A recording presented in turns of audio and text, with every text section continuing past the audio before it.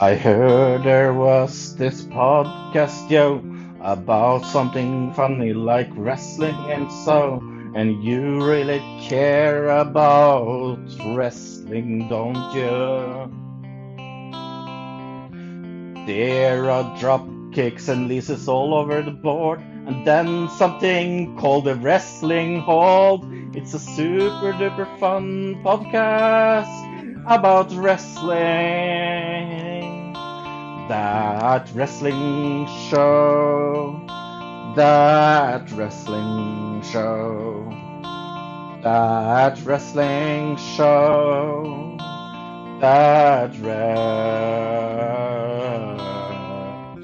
show.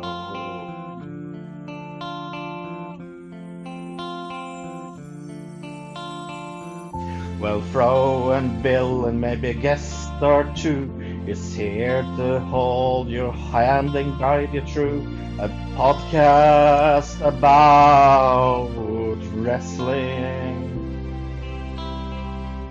We have a lot of extreme fun, and that's without the gun, because I needed something to rhyme fun with. That wrestling show, that wrestling show, that wrestling show, that wrestling show.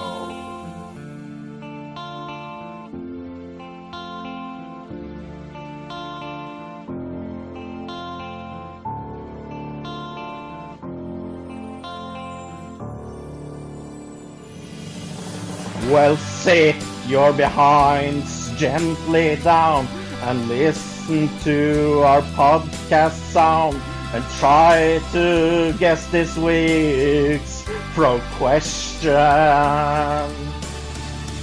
You win a lot of cool things, and also help Bill with his bills. That's a super duper fun competition. That wrestling show. That wrestling show. That wrestling show. That wrestling show. That wrestling show. That wrestling show. That wrestling show. That wrestling show.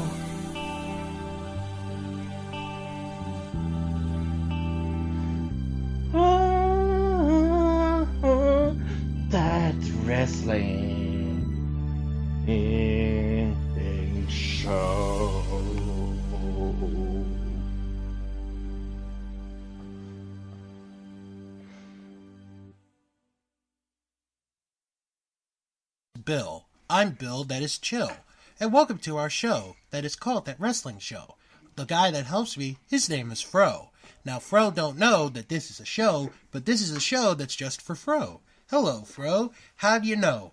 Well, what do you know? Because he is Fro. Yo, yo, yo. Oh, that was for Dr. Seuss Day. That wasn't a rap, you jerk.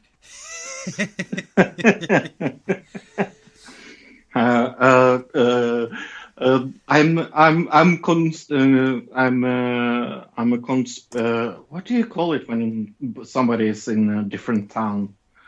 Oh. Correspondent. Corresponding, yes. Yes, I'm corresponding from Oslo today. I'm literally sitting in my dad's bedroom. Ah, that's cool. We're watching Norwegian Eurovision tomorrow.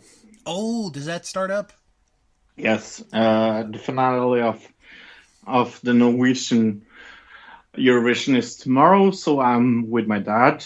That's a tradition we have every year, watching that together. So I'm in Oslo. All right. Well, we got an exciting week here this week because we're going to have our news that we're going to talk about. Plus, we're going to talk about the Hall of Fame. And our big topic that we're going to talk about this week, the 5 years of the WWE Network. This past Sunday was the 5-year anniversary of the network. We're going to talk about... I think Bill will talk about that a little alone because I'm at my dad's place. So I will do what I will do, and Bill will talk about that alone. Because I'm at my dad's place. I don't want to be a jerk. Oh. I'll let him sit there and talk to himself. Oh, okay. Look up in the air. But before we go into wrestling, yes, we have something in common that we always talk about. Yes. It was the season finale of The Masked Singer. Yes. Will you take us through the third to who came second? Yes. And we will take out about the winner. So it came down to the Peacock, the Monster, and the Bee. Mm-hmm. The Bee finished third, which surprised me. I thought she would have been in the top two, for sure. I thought she was going to come second, yeah. And really, to nobody's surprise, it ended up being Gladys Knight. Yeah.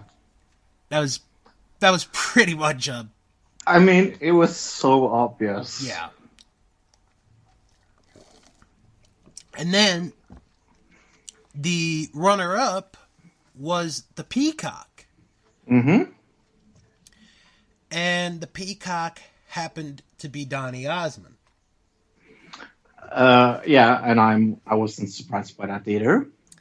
And then our winner, Monster, the best costume, probably the most difficult person to figure out. I had absolutely no clue who this was, and I have to. I was shocked.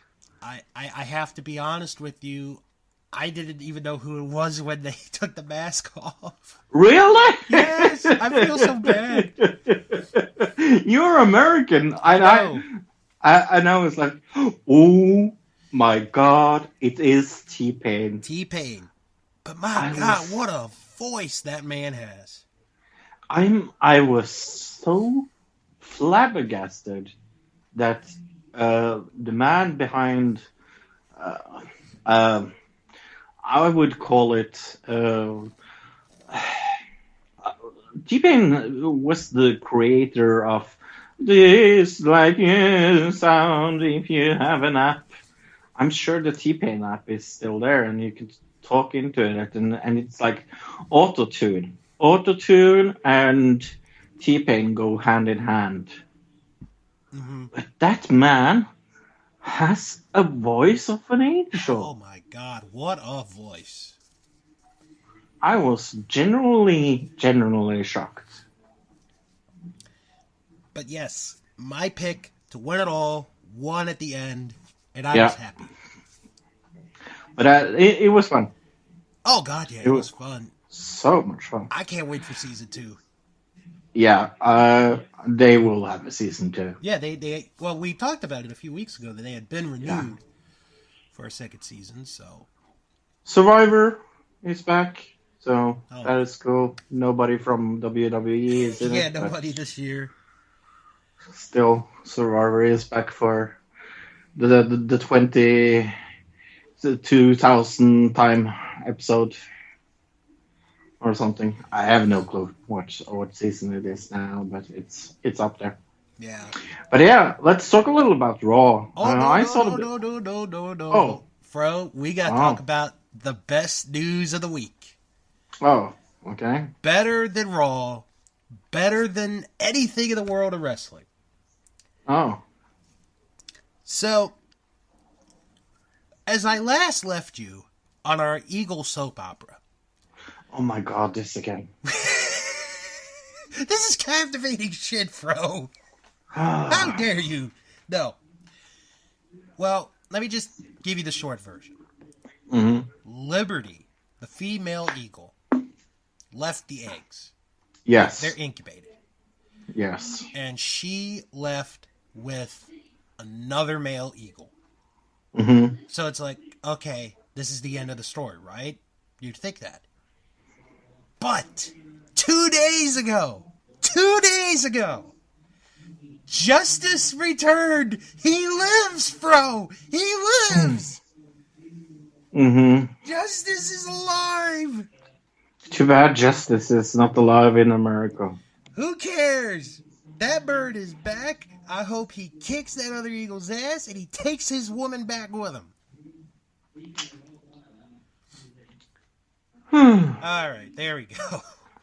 Okay. All right, let's get into Raw before I drive Fro crazy about my eagle love of 2019. Yeah, because we need to talk about the miracle cure for leukemia. Well, you know... Do you know what the miracle cure for leukemia is? What's that? Wrestling. I think. Well... Or was it all a PR stunt? No. Or was it actually leukemia? Yeah. Or do I think it's a little strange that he shows up just in time for having a match at WrestleMania? Yeah. Oh boy. I know. It's very convenient. Well, I'm just glad that Roman Reigns is A-okay. He's healthy. He's back. And I'm sure he's going to get booed again within a month, but... I hope so. But no, it was good to see him back. And that Atlanta crowd was a hell of a lot better than Lafayette was the previous week. Oh, yes. So, the birthday party thing, Ric Flair had a birthday party. Yeah, he did, and then we had an unexpected guest at the end of Raw, Batista. Yes. Yeah.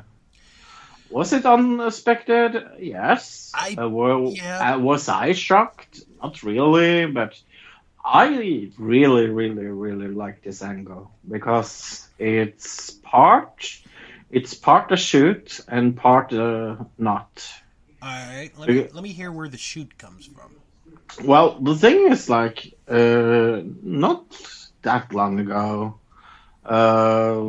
Triple H called Batista and asked him to be the main event at WrestleMania, and we all know how that went. Yes. It didn't go very well, to say it mildly, because when he won the Royal Rumble, he got booed out of the building. Oh God, yes. It is one of the worst WrestleMania or Royal Rumble moments, I think, in a long time. So the thing is, Triple H needed him to be a booster for wrestling, and he actually thought that Batista would be a draw, and it showed it wasn't really. But so when he comes back and he beats Ric Flair down, take him by the hair and take him out of his wardrobe, and looks into the camera and says, "Do you see me now? Do you really see me now? Like, do you see, like, are you ignoring me now?" That is part shoot and part not. I mean, it is a storyline. We all understand that, but it's based on something that is actually legitimate. I can understand if we take away the storyline element that Batista would be fucking furious on Triple H because he used him and then he threw him out again, more or less. When I watched it on Monday, right, part of me was thinking, shouldn't Ric Flair be bleeding for this? And then the other part of me was like, I'm glad Ric Flair isn't bleeding for this. Yeah. But here's the thing, though.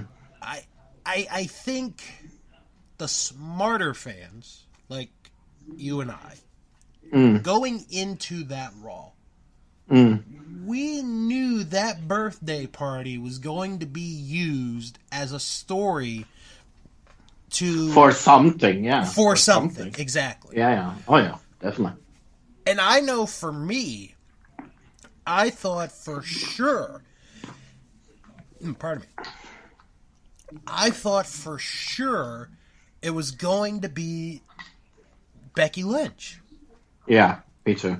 But then when she came out and beat up everyone and got arrested, I was thinking to myself, okay, who could it be? Yeah. Well, what's going to end this? You know, how are you going to get... And then we got the Batista surprise, and it was a surprise. It was a good surprise. Yeah. It wasn't the greatest surprise, but it was a good surprise. But it was no rumors about it, and the timing of it is more or less perfect, because spoilers for Adventures Infinity Wars just now. He dies in Infinity Wars. He disappeared. He didn't. He disappears. Yeah, yes, he didn't die. No, and we all know he's coming back in Endgame. And Endgame, I'm not sure when it has premiere. Do you have any clue? Is it in June, July? It's actually going to be the end of April. Oh, the end of April. Okay, so, makes even more sense. Yeah. Then.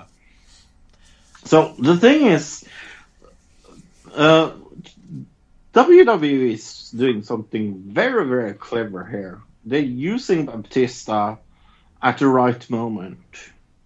I feel like if they had him any before or any after this, it would feel a little too close to Endgame. Because we know he's going to come back in Endgame, because Thanos didn't really kill all of those people in Infinity Wars. Yeah. So we know that David Batista is on a promotional tour for Endgame, and making that a part of the WrestleMania thing, I'm not really against that, to be honest. I kind of like it. I feel like this was the right moment to bring him back, and I'm so happy that he comes back as a heel, because he's actually really good heel. Yeah, face Batista is terrible. We saw that with the Royal Rumble when he tried. Face Batista was good from like 05 to about 08. Yeah. That was the peak of face Batista. Yeah. Heel Batista is fantastic. Yeah. And I know he will do good promos. And I already know his opponent at WrestleMania. I think we all do at this point. Yeah, it's going to be a Triple H. But I mean, I want to see Triple H against Batista. That's a match I want to see at WrestleMania, to be honest with you. I mean, when he calls out Triple H as clearly as he did in Raw, and with the storyline in backhand and the shoot in the background as well, that he was actually taking advantage of, I would say, for a storyline that didn't work. Like last time, it didn't work. It feels more, how do I say, fluent? Do you understand what I mean? It feels more natural to bring him back in that way. Do I think we will see him in every Raw from now to WrestleMania? Probably. You think probably not? I don't think so. Not every week. I think at least next week. Weeks. I think he'll be there most weeks. Yeah, because it's the first week of April. WrestleMania is. Yeah, April 7th. April 7th, yeah. So April 1st is a Sunday. It's a Monday. Is a Monday. Okay. So he has to be on that one because it's in Oh yeah, DC. That's his hometown, also my yeah. hometown. But But I'm a little. He's not in the Hall of Fame, right? no, no. I'm a little surprised that they are not, and I'm beginning to think that maybe we will see him in Hall of Fame this year. But would that make this storyline even more fun? Well, I mean the fact. Well, okay, let's think about this. Triple Hmm. H is going in this year Yes, yes. as a And part of he's having a DX. match. Yeah, and he's gonna have a match. So it doesn't really feel unnatural to put Batista in there. And I kind of feel like, I mean, he's already going to be there, so why not? Yeah. Well, we'll just have to wait and see what happens Yeah. as we get. But talking about Hall of Fame, Yeah, have some. let's switch to that. Good transition. It was announced on Tuesday, not Monday, Tuesday, that the Honky Tonk Man is finally going into the WWE Hall of Fame. I'm so happy about this.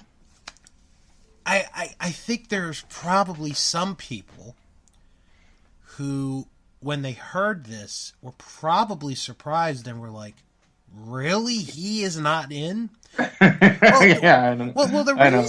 the reason is that he didn't want to go because he would have had to have signed a Legends contract. That's what he Yeah. always said. Yeah. Now, and I forgot to do this last week with DX. I posted, that Honky Tonk Man was going in, and I asked our Facebook friends, what did they think of this announcement? What's your reaction to this? So we have some reactions for this. Okay? hmm Justin wrote that it is a complete joke. Ooh. Okay. Ruben wrote, I'm fine with it. Mm. Kevin, now I like Kevin's because he's very knowledgeable of the business. He wrote that their, in quotes, Hall of Fame doesn't hold a lot of meaning. No expert panel votes these people in. Many deserving wrestlers never will get in, and many get in only because they cooperated with the regime, not due to what they contributed to the art and performance that is wrestling. Great that some of these performers get some public recognition, but overall their Hall of Fame means nothing to me. Yeah, we can have this discussion, and I feel like we have that discussion every year. But I see merit in it. I totally don't agree with Kevin that it has absolutely nothing, no merit at all. I think it's an honor to be in the Hall of Fame. Is it as prestigious as it Prestigious? could be? Yeah, prestigious as it could be. No fucking way. No. I mean, they need they there's no first and foremost. There's no physical Hall of Fame, so uh, um, there's no place to go and Right. actually watch it. But more and foremost, I agree with Kevin then that there's no reason given why these people are getting into the Hall of Fame, and there's no committee. The committee is called Vince McMahon. But you got it. Right on the head. Right on the head. That's the only committee member they need, more or less. Because basically, you to a degree, you made my argument, and Kevin brings up a very good point. At the end of the day, the person that ultimately decides who goes in is Vince McMahon. Yeah. He's the one that ultimately decides who goes in. I really believe that there should be a panel. I Oh, yeah. really do. a committee of something. I know. I mean, when Vince, I'm going to say this again. I think we will see enormous changes when Vince finally hits the bucket. And I say finally with all the love in my heart I have for the man. But for the wrestling business, I could not think of a better man to be gone from the wrestling business. I don't really want him out of this earth. I just want him out of WWE. But here's my thing. Here's my thing. And I think we would have had this discussion when we do our special. That's going to be in 4 weeks. I think with the Hall of Fame, what it is missing is a legitimate voting committee. Yeah, and a reason given. But Fro, it doesn't have to be people that work in WWE. That's the thing. Get people who may be associated with the business, maybe associated with WWE, that's not a full-time employee, and be, hey, you know what? We'd like to have you on this voting committee. And another thing is, and I've always read these rumors with the network, which we'll talk about in a little bit, that if they had changed payment plans, like one option would be the fans would get to vote for who goes into the Hall of Fame. Mm-hmm. And to be honest, I think that would be a big deal. I don't know if it would be good or bad, but it would be a big deal. The trouble with fans voting is that I think they would vote for strange thing. I mean, Boaty McBoatface won the vote for the name for a ship. So I know, I don't trust fans that much. Right. But when it comes to the prestige of the award itself, I think it's up there. I think it's more prestigious than the TNA Hall of Fame. Oh dear God, yes. Or even I would say the Wrestling Observer's Hall of Fame. I would say, and this is weird because wrestling is the only sport that can do this. To me, the 3 legitimate Hall of Fames of wrestling, in no order, are the WWE, the Wrestling Observer, and the Pro Wrestling Hall of Fame. Those are the legit Hall of Fames of wrestling. Yeah, no, I totally agree. But of those 3, I would say the most prestigious of them is the WWE Hall of Fame. But that's more because of the creation of wrestling and the story behind wrestling. I mean, WWE is wrestling, more or less. I mean, the Hall of Fame is prestigious, and saying that it doesn't matter and have no merit at all is a little, it's a little judgmental. I understand how he thinks, but saying it has no merit and no reason behind it. Well, I mean, I can understand the merit part. Probably part of it would be the celebrity wing. Yeah, they've had some bad choices for celebrities going in, like last year, Kid Rock. Yeah, I mean, they do things for promotional benefits, of course. But not to cut you off, we had 2 more comments. Brian wrote, "I'm fine with it," and our man Denzel, aka the Black Chivalrous Nerd, wrote, "It's about damn time." Yeah, and that's what I feel. I almost he's not in the Hall of Fame. Oh yeah, there's a lot of people surprisingly are not in the Hall of Fame, but Honky Tonk Man. Speaking of that, speaking of Hall of Fame, someone that could be in the Hall of Fame in the near future, Paige, her movie Fighting with My Family was released last week. Mm-hmm. It did pretty decent at the box office. Not the best, but it wasn't the worst. It finished 4th, which, considering, how, draw is at the movies, that's pretty good. It made $8 million on its first week, so that's not bad. Wow. That's not bad. The 3 other movies that beat it were How to Train Your Dragon 3, Battle Angel Alita, and the Lego Movie 2. Yeah. I'm not surprised by that. And it had a budget of $11 million, so it made $8 million last week. So if it can make another $3 or $4 million at the box office, it's going to be considered a success.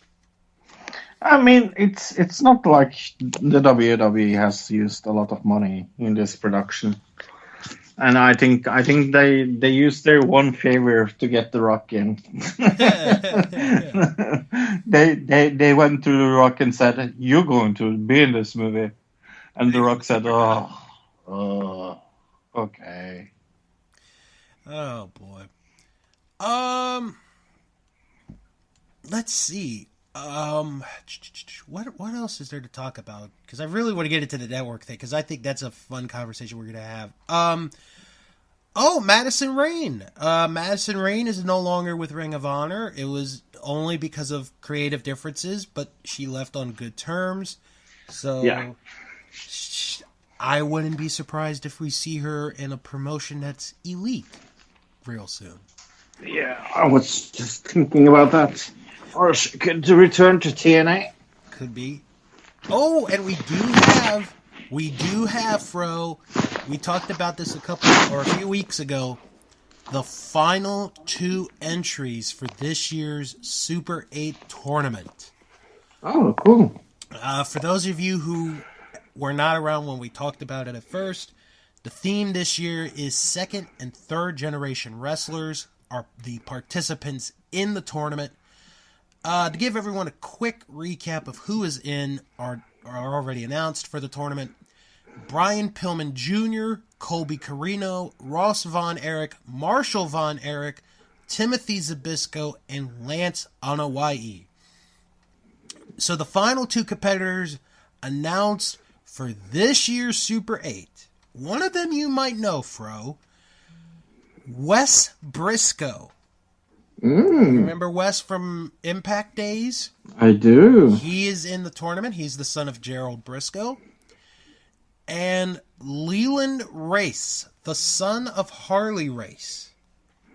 So those are the 8 participants in this year's Super 8 tournament. I always think of a song when I hear Harley Race. Is it about a cat that's grumpy? Yep. All right. Well, let's talk about the WWE Network, because this week was a big week. It was on Sunday the 5-year anniversary, the birth of the WWE Network. Started on February 24th, 2014. Who had thunk it? 5 long years. And we going into this, we had asked our Facebook group what they liked about the network, what they didn't like about the network, and if they thought it was an overall success or failure. And we'll get to our thoughts in a little bit, but I wanted to read our some members first, and then I want to read this email that I got. So, TW, he wrote the things that he liked include hidden gems, rare footage, and the upgrading quality of certain shows.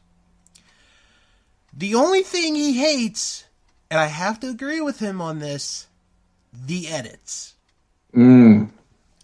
Because if you remember when they first came out with the network, it was like, it's going to be, you know, aired the way it was, aired, you know, all that. And let's say you were a diehard ECW fan. Well, you're not going to hear Sandman's theme. You're not going to hear Enter Sandman. Or if you're a Taz fan, you're not going to hear War Machine by Kiss. You're not going to hear that. Nope. Or if you want to watch 1980s WWF and you want to see Ravishing Rick Rude come down to the aisle, for some dumb reason, they edit that theme out to a very generic theme. I really don't get why, but it's still dumb. But copyright. Moving on. Steve wrote, I love the WWE Network. There's a lot of room for improvement. But from a web development standpoint, it really is a piece of crap. They need to do some significant upgrades. That's for damn sure. He also wrote, my favorite thing is all of the archived footage they have available on it. If you're a fan of old school wrestling, you will love it. And Ted wrote that he is a fan of the original shows. Now, some of the original shows, they are hit and miss. Let's be honest. For every Edge and Christian show and every ride-along, you know, there's Legends House. You know, because it's like, you're going to have the good with the bad. KFWWE, perfect example. But I want one thing that I've noticed, and one thing that I have to praise WWE for, and they don't get, you know, if you're going to praise WWE, it better be for the right reason. Here's what I'm going to praise them for on this, Fro. Since they started, the price has stayed the same the entire time. It has stayed $9.99. In a world where Netflix raises its prices, where Amazon Prime raises its prices, WWE Network has stayed at $9.99. Yeah, I'm pretty amazed by that, to be honest. It is pretty incredible. Yeah, I mean they have never done anything about it, and I hope it will stay that way for a while. Yeah, I probably for a little bit longer, I would think. Yeah. I want to bring up an interesting note, and then I want to get into the first week story for me, because I think it's pretty funny. Of the 193 members of the United Nations that this network could be available on, it is available on 186. Wow. Including all 28 European Union nations. That's pretty amazing. It is also available to 2 observer states, such as the Holy See, that's SEE, not SEA, and the state of Palestine. It is also distributed through 5 non-UN countries, the Republic of China, Cook Islands, Kosovo, Niue, and Northern Cyprus. There are not that many countries where this network is not available, but the 2 big ones are Liechtenstein and China. Well, actually, I should have said the Republic of China is Taiwan. So it's available in Taiwan. Liechtenstein. But Liechtenstein is one of the smallest countries. You started in Liechtenstein. But if you take a look at a map on Wikipedia, because they have a map of like, oh, these are the countries that's available and not available. Cuba's one that's not available. There's a couple countries in Africa not available. There's a couple in the Middle East. That's really about it. Other than that, the WWE Network, for the most part, is available worldwide. Mm-hmm. So they've, in 5 years, they have managed to come from, we'll do a few countries here and there to literally being available almost all over the world. Mm-hmm. Now, I do have to tell you, Fro, first week story of the network, because I was reminded of it on my Facebook earlier this week. So I have to set everyone up for this story anyway. So the WWE Network started on February 24th. That was the day after the Elimination Chamber pay-per-view had happened. Now, I was not one that ordered it and got it the second the network started. Like, not at midnight or whatever time it was. I waited till I got home that day to get it. And I had read a bunch of different reports for people at Facebook on how, the network isn't working, it's crashing, it's a piece of shit, Mm-hmm. So I was like, okay, let's see what happens here. So, I order the network, I pay for the $9.99, and I'll be honest, I sort of knew, like, right at the beginning it wasn't going to be, perfect. Because what streaming service is perfect at the very beginning? So, during that week, Fro, I get sick. I ended up getting, I think it was like laryngitis or a sinus infection. I got one of the two. I don't remember what I got. So, I could not sleep. And folks, this is where you're going to find a sad, sad story. The $1,000,000 question that everyone gets asked: what was the first thing you watched on the WWE Network? Are you ready for mine, Fro? Yeah. For shits and giggles, I don't know why I did it, I watched the 1991 Great American Bash. Wow. It is considered one of the worst shows of all time. And they are damn right. Because remember last year, you had said you'd never seen a WCW pay-per-view. No. Right. At the time last year, you had said that. Mm-hmm. So and we came up with the idea of, okay, we're going to have you watch a WCW pay-per-view. Mm-hmm. And I was like, okay, I'm not putting in Great American Bash on there. Fro would give up after like the third match on the show. It was just that bad. But here's where, for me, now the pay-per-view thing, which was a great part of the package, I didn't watch WrestleMania 30 on the network. I did. That's. I think that's my first thing I watched on the network. And I remember it breaking down. Yeah. Yeah. That's why I didn't watch it on the network, because I thought for sure they were going to have so many problems that, like, there would have been no way I would have been able to see it in its entirety. So I ordered the pay-per-view. And that's the last WWE event I have ordered on pay-per-view. Because I wasn't sure what I was, as far as, like coming into the TV, was it going to come good? Was it going to be clean? Was it going to be that?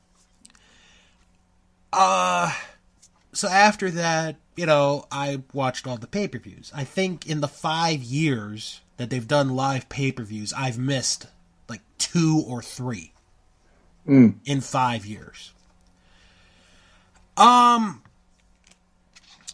What are some of the things, and I know you don't have the network now, but what are some of the things that you like about the network? You know what? I'm going to say something that maybe will shock people, but the Stone Cold podcasts. Oh yeah, those were fun. I really, really liked the Stone Cold podcasts. That's one of my favorites. Not being because they were especially good, but it Yeah, was fun. I think, Always good conversations about mhm. wrestling. And I think that was one of the things that was really good was how with the Austin podcast, the Jericho podcast, when they had those live specials where it was a conversation with somebody, Mm. it was live. It wasn't tape recorded saying it was live. It was live. And I mean, the Vince one was really, really good. Oh yeah, that probably is my favorite one. Yeah, I really like that Vince one. I thought the one with Brock Lesnar was pretty good too. Oh, that was also a good one. I remember how people were like, "Man, they should have a hunting show on the WWE Network with Stone Yeah. Cold and Brock." That wouldn't be a bad idea. I probably would watch it, but Oh yeah. I think for me, one thing that I really enjoy is the fact that they have been able to use their extensive library of Mm. old footage, old material, and have been able to release it. You know, the Hidden Mm. Gems thing is one of the best sections they have on the network going today, bar none. Mm. And you find these rare matches that probably people thought were lost for all of time or never been seen or haven't been seen in years. And that's been a really big deal. Hmm. I think for someone like me, who's been a fan for close to 30 years, watching this old stuff and either remembering some of it or watching it for the first time, you're like, you have a better appreciation of pro wrestling. But I think the best thing that has happened with the WWE Network is their original in-ring product. Mm. I think NXT, 205 Oh, Live, NXT. NXT Yeah, definitely. UK, the Yep. tournaments we've had, that has been the bread and butter of the network for me. Mm.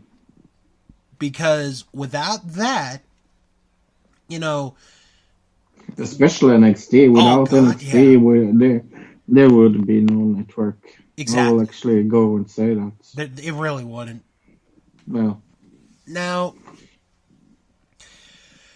of course, with every positive, we have to talk about the negative. I think, obviously, the edits, not the, and what I mean by that is not the musical edits, like the, you know, no, it's the trying to make things look like the WWE wants it to look yeah, like edits.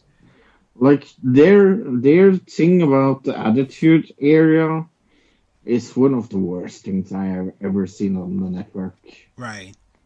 I really, really, really hated the attitude era documentary they Oh, you had weren't a fan of the on. Monday Night War documentary. No, I didn't because it didn't tell the truth. Well, I mean, it's the old saying: the winners will write the stories. Yeah, but I like to hear the truth and how like they spin it with Austin and everything. No, it wasn't really good. I bet if we got some people together in the future, we could probably do an entire episode on the Monday Night War and what really happened from a fan's Oh point of yeah. view. I bet that would be great. Um, like I said, I think some of the original programming has been hit and miss. I really do. Camp WWE, Jesus Christ. Oh, awful. Oh Awful, man, awful, awful, Camp awful. WWE. We're just gonna bash Camp WWE forever. It's awful though. No, it is. Um, okay, but I wanted to read this email, and this is from Jim Boy Star Mm. because he was like me. He got the network the day it started. So I'm gonna read this email. It's a novel. So let me get into it. What is a measure of success? I'm very adamant that the WWE Network cannot be considered a success based on the definition of success. Financial. Let's say WWE Network has 2 million paid subscribers. I believe February report 1.59, but I'll be generous. Due to elimination of rewarding wrestlers for drawing power, pay-per-view buy rate bonuses, this may come out even. So basically, they are successful in this department by screwing their talent. If anything, the Saudi Arabia deal is way more beneficial financially. Well, he's right on that. I mean, Yeah, when you sell to the devil. Yeah, Wider range exposure. Non-existent. If WWE is only doing 2 million subscribers, remember, I'm being generous with that. The last I saw, Raw averaged 3 million viewers in the U.S. This means that a good amount of their audience will not pay to see their product that is specifically geared for them. Worse for WWE, I'm not counting international. If they can't get the states to pay, it really exposes how little the rest of the world cares about WWE overall. Is that really the network's fault, or is that WWE's fault? It could be WWE as a whole. I think it's the WWE as a whole. I don't really think it's a network thing. I'm not watching the network because the product is shitty. Right. That's the reason why I don't see the network. Okay, next one. Original programming. Maybe their goal is to bring, quote-unquote, revolutionary programming. WWE Network original programming is some of the worst content I've ever seen. However, for this discussion, they are a money drainer. Every original program costs additional money in terms of time, equipment, and talent, although this could be argued that talent don't get paid, which I think is the case. I have a hard time believing if WWE canceled Ride Along that a lot of subscribers would leave. This is a money drainer, and it's like Netflix where they could save a lot of money by not doing so much original programming. Technical. Maybe their goal is to create a great streaming infrastructure. Well, it sucks. Who watches Netflix and Hulu and says, I want to watch Season 3, Episode 8 first? The way WWE has their content is the worst I've seen of any streaming service. Their search is terrible too. Try searching something like Primetime Wrestling, January 8th, 1990. The results will come up jumbled and you won't find what you are looking for in the first search. Variety. If you're not a pro wrestling fan, there is zero on this network to get into. Once again, thwarting any possibility of getting new fans and subscribers. Conclusion. If you count original programming, they are not a success financially. There's definitely not a wider range of exposure since you can't even get the fans that already watch the show to subscribe. Technical infrastructure is a failure. The one success WWE Network has is they managed to lower the value of pro wrestling to the average fan. It seems wrestling fans have a hard time justifying for events from Impact, Ring of Honor, New Japan, etc. because the top promotion has their product for $10. Of course, people will continue to pay $60 for UFC and a big boxing match because it is seen as worth it. But in terms of wrestling, they made the industry have a tougher time to convince fans to pay more than $10. On another note, I do think they should raise their price. I think they would lose very little subscribers, and the price increase would either even it out or make it more profitable. I still say the only reason we did not see the price increase is because Netflix is raising their price, and WWE wants to look like the good guy and keep the same price for now. Disney Plus will destroy all. Yeah.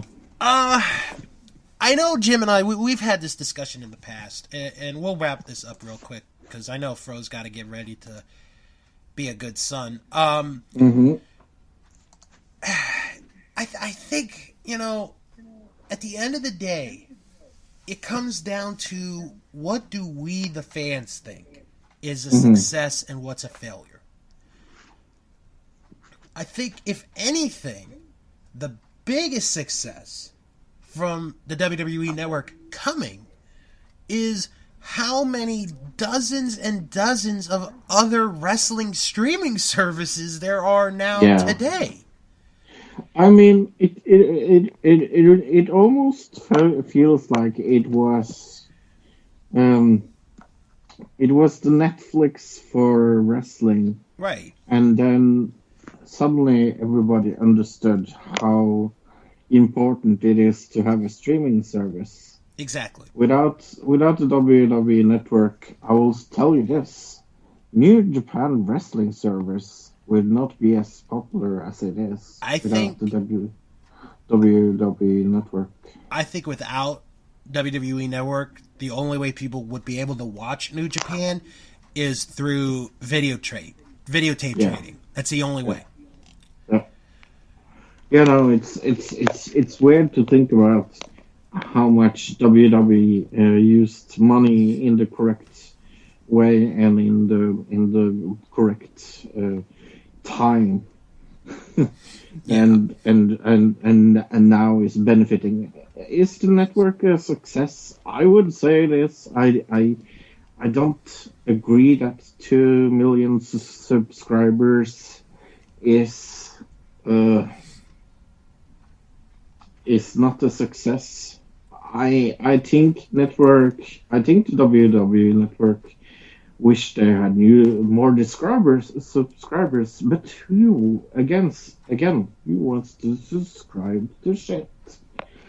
And uh, that's the problem. If the content is bad, nobody wants to subscribe. Right. It's almost like a podcast. Like if the podcast has 1 million listeners and 70% of the podcast listeners don't like the podcast and don't listen next time, it means that you have 700,000 less people Yeah. that will listen.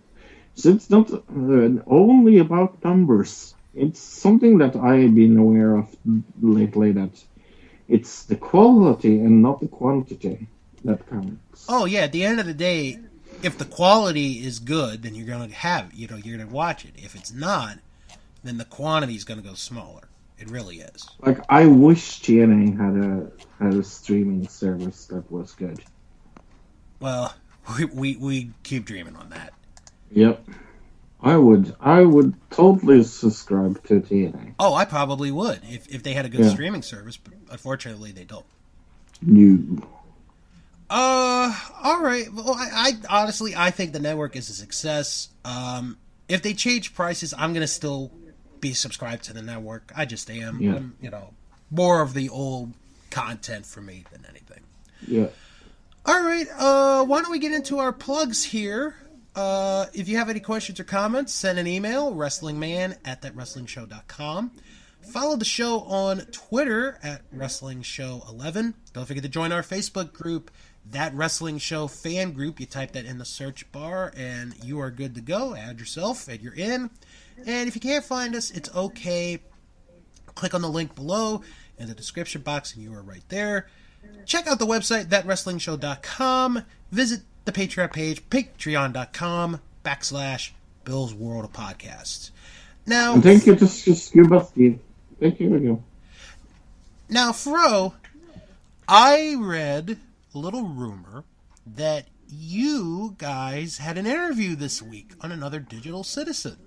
I read a little rumor about that myself. Yes, we had David Fitzgerald, the author of Nailed 10 Myths About Jesus. It is one of the most interesting discussions we have had, and also one of the most interesting interviews we have had on another Digital Citizen. So yeah, that was our main topic. Was Jesus really real? Now, is that Real. Now, I'm curious. Is that the first interview you guys have ever done on the show?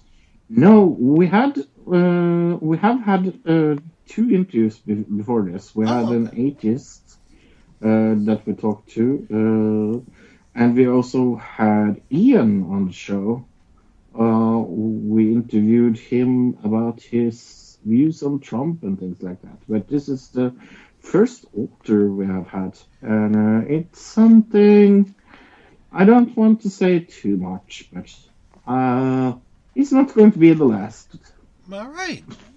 That sounds really cool. Yeah. Just want to plug some other podcasts real quick. Our Vantage Point, the Retro Wrestling Podcast. Pardon me, my Vanilla Bean Colada is coming up. You like pina coladas? Yes. Joe Murata and Michael Quinn, they take you through the retro world of wrestling as only they can. Very good episode this week. They talk about the NWO, week 9 of the Royal Rankings, and they review Championship Wrestling from Florida. You guys want to check that out. Also, Greetings from Allentown, a one-man wrestling podcast. Petey Winston, he watches professional wrestling in his own unique way. This week, he reviews Pro Wrestling USA from 1984. Should be an interesting episode there. Mm-hmm. And the Wrestling Podcast About Nothing with former independent wrestling referee Mike Crockett and Ring of Honor star Big Bad Brian Malonis. This week they had an interview with, well, a brethren of theirs, New England wrestling star Fabulous Johnny Vegas, and the newest episode of Cinematic Triple Threat.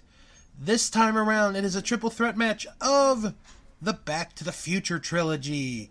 Which movie is the best of the three? The third. Interesting. I'm one of the very, very few I know that actually think the third one was the best. The Western one. I've only seen the first one.